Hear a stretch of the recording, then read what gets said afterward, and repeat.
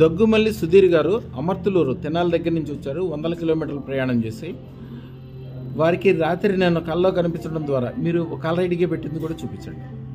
Call రెడీగా పెట్టుకున్న కొద్దిగా యువతలు పెట్టండి. నా ఫోటో కాల్ రెడీగా పెట్టుకున్న తర్వాత వారికి నేను రాత్రి కల్లో కనిపించడం వలన వారికి రమ్మని చెప్పడం వలన వారు వచ్చి అదృష్టతలను తీసుకెళ్తున్నారు. ఏం జరిగిందో వారిని అడుగుదాం. ఏం జరిగింది చెప్పండి. ఫస్ట్ మాకు డబ్బులు లేవు స్వామి. అసలు యాక్చువల్గా అయితే వేరే వాళ్ళని అడిగినా కూడా లేవని చెప్పారు. మీకు ఆల్రెడీ పెట్టుకోగలని అంబటినే మా అమ్మగారితో నేను చెప్పగలని మా అమ్మగారు డబ్బులు ఇచ్చి వేరే వాళ్ళ చేత తీసుకొచ్చిన తర్వాత మీ దగ్గరకు రావటం జరిగింది.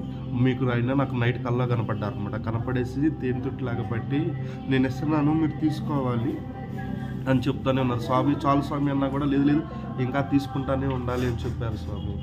ఇంకా మీ దయ వల్ల ఇక్కడ దాకా రాగలిగాను స్వామి అని తేనె పిండి ఇస్తున్నానా? అవును స్వామి, తేనె పిండుతా ఉన్నారు, తాగుతా ఉన్నారు. ఇప్పుడు మేము పూజలో ఒరిజినల్ తేనె వాడతాం. ఒరిజినల్ తేనె మారేడాకుతో పూజ చేస్తాం. అందుకనే మా చదివే మంత్రం యొక్క ఫలితం వలన మా శిష్యులకి అఖండమైన డబ్బులు ఎందుకు కలుగుతాయి అంటే తేనె మారేడాకుతోటి మేము పూజ చేస్తాం.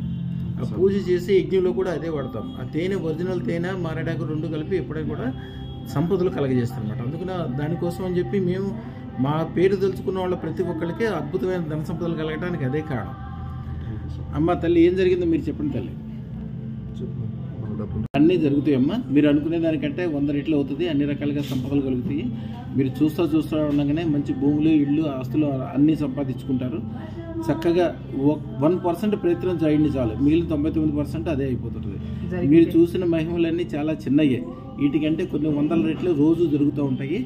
మీరు మీ అంతటికి మీరు మీ అబ్బాయి మీరే అని కాకుండా ప్రతిరోజు ఒక 100 మందికి ఉద్యోగం ఇవ్వాలి.